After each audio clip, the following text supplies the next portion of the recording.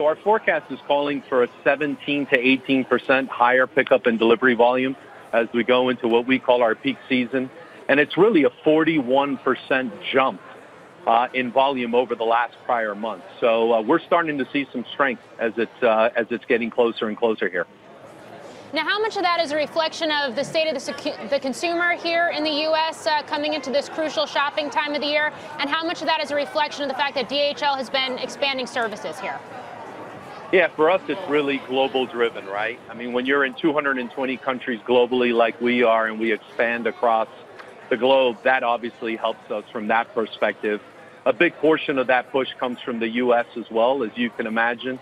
And some of the early indications of what's happening in U.S. sales, online sales for yesterday, I'm hearing as high as $3.7 billion in online sales yesterday, and that's a 29% increase from 2017. I'm glad you brought up the fact that you're that DHL is a global company. How are tariffs impacting trade flows through the DHL network right now? Listen, we're used to tariffs. When you think about the fact that you're in 220 countries like we are, we're used to that happening to us and dealing with changing rules and regulations. So what we do is we bridge that by helping customers understand how to navigate those complexities of cross-border trade. So it's nothing new for us. We've been used to it now for 49 years of being in business, and it's just something else we have to deal with.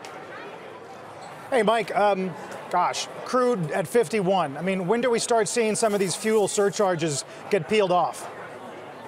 First of all, that was great news. That was music to my ears this morning when I woke up and actually got to feel that the futures on fuels were dropping.